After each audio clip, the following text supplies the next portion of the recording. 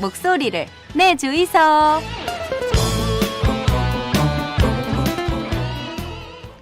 경기 침체가 짙어지면서 잘 나가던 해운업계도 수렁으로 빠져들고 있습니다. 가벼운 주머니 탓에 사람들이 소비를 줄이고 그러다 보니 수출 물량은 감소하고 물동량도 줄고 있습니다.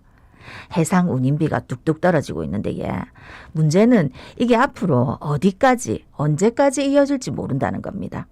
업계는 내년에도 어려울 거다 이래 말하던데 꽁꽁 얼어붙는 겨울이 찾아온 해운시장 현재 상황은 어떤지 그리고 향후 전망 예측해 보겠습니다. 예, 우종균 동명대 글로벌 비즈니스학부 교수 스튜디오에 함께합니다. 교수님 어서 오십시오. 어서 오십시오. 네, 안녕하십니까. 교수님과 그 코로나19 시절에 정말 해운 산업이 가파르게 성장세를 기록했는데 또 이런 또 침체 얘기를 해야 되네요. 글로벌 경기 침체가 현실화되면서 해상 물동량도 감소하고 급등했던 해운 운임도 하락했다. 좀 짚어주실까요?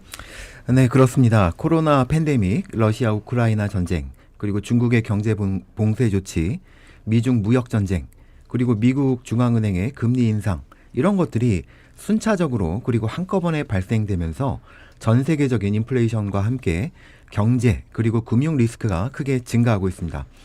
블룸버그 이코노미스트는 2023년 세계 경제 성장률을 2.4%로 하향 조정했고 국제통화기금 IMF는 내년 경제 성장률이 2%에도 미치지 못할 것으로 예측을 했습니다. 더욱이 더 걱정이 되는 것은 주요 경제학자들이 이러한 위기가 이제 시작이 됐고 내년 초부터 이제 본격적으로 진행되고 될 것이다 라고 예측하고 있어서 굉장히 걱정이 큰 상황입니다. 이러한 경제적인 금융적인 위기는 전 세계적으로 구매력을 하락시키면서 글로벌 무역 규모와 해상 운송량 규모를 감소시키고 있는데요. 이에 따라서 해상 운임도 큰 폭으로 하락하고 있습니다. 상하이 컨테이너 운임 지수를 기준으로 살펴보면 금년 1월 7일 운임 지수는 5,109 인덱스 포인트로 사상 최고점을 기록했었는데요. 이것이 이제 금년 12월 9일 그러니까 전주에 1,138 인덱스 포인트로 떨어졌습니다. 이게 뭐 사상 최고의 하락치인데요. 5분의 1로 전고점 대비 78%포인트 하락한 겁니다. 그러니까 아까 말씀하신 것처럼 이번 1월 달에는 정말 호황기다라고 얘기를 했는데 저번 주가 최악이었습니다. 12개월 딱 지났어요. 12개월 채 안 지났습니다. 네네네. 아니 근데 이제 운임지수 하락은 뭐 해운업계에서도 미리 예상을 했었는데 근데 이제 문제는 속도라고 들었습니다. 이게 예상보다 빠르게 하락하고 있다면서요? 맞습니다. 1월 달에 최고치를 찍고 12월 달에 최저치를 했는데요. 뭐 말씀해 주신 것처럼 해운 시장은 세계 경제 변화와 연동해서 호황기와 침체기가 번갈아 나타납니다. 그렇기 때문에 호황기에 선사들은 침체기를 대비를 하고 침체기에는 호황기를 대비를 합니다. 그렇기 때문에 뭐 예측을 못했다라는 것은 뭐 거짓말인 것 같습니다. 그러나 말씀하신 것처럼 그동안은 이제 호황기와 침체기가 전환될 때 그 간격이 기간이 길었기 때문에 선사들이 이제 어느 정도 예측을 하고 대응을 해왔는데 이번에는 너무 짧기 때문에 선사들이 체계적으로 대응할 수 없는 상황이었고요. 이에 따라서 이제 선사는 운임이 급감하고 급락하고 이러니까 수입이 급감하고 그리고 공급 과잉 상태가 유지되기 때문에 비용이 증가하면서 수익 구조가 굉장히 심각하게 악화되었습니다. 굉장히 이게 급속한 운임 하락이 해운 시장을 빙하기로 밀어넣고 있습니다. 그러니까 이제 물동량이 많아지니까 배 좀 건조해 볼까 하는데 배 건조해서 뭐 예약하고 배 언제까지 만들겠습니다. 근데 벌써 이렇게 떨어져 버리면 그렇습니다. 벌써 이제 신조선이 지금 현재 운항 능력이 한 20%가 신조선이 내년부터 이제 쏟아져 나올 예정이라 공급 능력이 더 과잉이 될 것이고 이렇게 되면 선사들은 더 어려워지지 않을까라는 우려가 있습니다. 그러니까 아까 저 상하이 운임 지수 말씀을 해주셨는데 뭐 5,109가 1,138 그러니까 1,000 이하로 뭐 떨어지느냐 그렇지 않느냐 이런 얘기들을 많이 하더라고요. 근데 그게 어떤 의미입니까, 그게?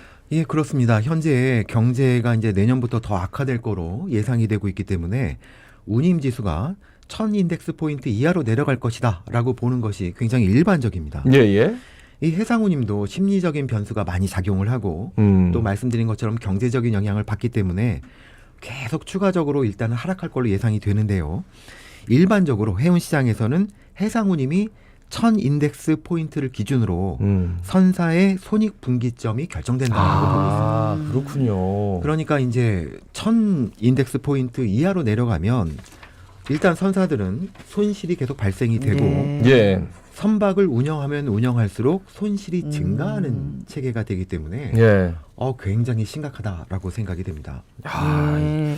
그럼 지금 현재는 많이 떨어졌지만 그래도 아직 손실까지는 아니네. 1138 뭐 요 정도니까 그죠? 예, 올해 초에 최고치였고 예. 저번 주가 이제 최악이었기 때문에 이 평균치로 따지면 최악의 수준은 아닙니다. 그렇기 예. 때문에 올해 수익률은 떨어져도 뭐 선사들이 뭐 파산하거나 이런 예, 정도는 예. 아닌 것 같습니다. 요거 아래로만 안 내려가면 되는데 걱정입니다. 근데 사실 이제 그동안 코로나19 팬데믹 때문에 뭐 해운업계 호황이었다. 아까도 말씀드렸지만 1월에는 엄청났었고. 그래서 이제 팬데믹 특수 상황을 지나가지고 오히려 운임이 정상화되는 과정이다. 이런 시각도 있다고요? 네, 뭐 정확하게 말씀을 드리면 해운 산업의 호황은 코로나 확산이 이제 완화되면서 예. 전 세계적으로 경제 성장률이 올라갈 것이다라는 기대감이 있었고 예. 두 번째는 이제 코로나 기간 동안에 주요 선진국을 중심으로 양적 완화로 인해서 화폐 유동성이 증가를 했기 때문에 예, 예. 전 세계적인 구매력이 증가하면서 그러면서 이제 호황이 됐었던 것인데요. 네네. 그러나 해운 시장에서는 선사들이 팬데믹에 대비해서 선박 공급량을 감소시켜 왔고 그리고 수요는 급격하게 증가를 했기 때문에 예. 그래서 이제 운임이 증가를 했고 호황이다라는 거였습니다. 그러니까 팬데믹으로 인한 호황이 아니고 예. 팬데믹 종식으로 인한 호황이었는데 이런 것들이 이제 뭐 우크라이나 전쟁이라든지 예. 중국 사태, 뭐 무역 전쟁, 금리 인상 예. 이런 것 때문에 이제 급속히 악화되면서 아까 말씀드린 대로 이제 빙하기로 접어들게 된 것입니다. 근데 저는 그런 생각이 들어요. 그러니까 지금 미국이 뭐 물건이 인플레가 어마어마해가지고 금리를 많이 올렸고 그러다 보니까 이제 지갑을 좀 닫기도 했고 그리고 중국은 지금 이제 조금씩 열리려고 하잖아요. 그래서 만약에 이게 좀 원상복구가 되고 하면 확실히 좀 나아지지 않을까? 그러니까 지금 이제 일시적인 현상이 아닐까? 그러니까 우크라이나 러시아도 결국은 전쟁이 종식되지 않을까? 그렇게 되면 이게 몇 가지 이제 지금 그 물류의 흐름을 막고 있는 여러 가지 사건들이 있잖아요. 거기에 생각보다 이제 해결이 될 것 같기도 해서 그게 해결되면 좀 나아질까요? 어떻게 보세요?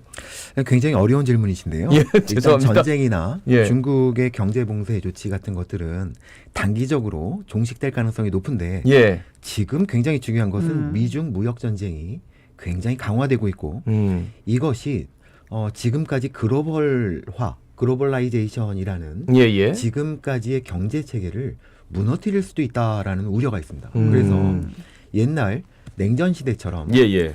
미국과 유럽을 중심으로 한 그리고 중국과 러시아를 중심으로 한 경제가 또 이렇게 나눠지는 것이 아니냐. 예. 그리고 이거에 따라서 지금도 뉴스에 많이 나오고 있지만 글로벌 공급망도 양쪽으로 나눠서 재편되지 않을까라는 우려들이 있거든요. 예. 여기에다 이제 금리 인상이 어느 정도까지 갈지 모르겠지만 지금 미국의 계속되는 발표에 따르면 내년 상반기까지는 금리가 계속 올라갈 거로 예상이 됩니다. 예. 그렇기 때문에 금리 인상이 중지되거나 예. 아니면 금리가 하락하거나 미중 무역 전쟁이 어느 정도 완화가 되면 예. 그때 가서 경제가 회복될 가능성이 있다라고 보는 그리고 것이 봉쇄나 러시아, 우크라이나 이런 문제보다는 그런 것들은 오히려 뭐 미중 무역 네. 갈등이 미중 무역 갈등과 네. 금리 인상이 예. 어느 정도까지 진행되느냐가 아마도 이번 위기에 아마 키포인트가 아닐까라고 생각합니다. 그러니까 지금 미국도 또 이제 0.5% 인상했다고 금리를 얘기를 하고 있고 그런 뭐 문제들이 해결이 되면은 좋지만 또 안 될 수도 있고 그래서 지금 뭐 많은 이제 앞서도 말씀하셨지만 내년에도 경기 침체는 이어진다.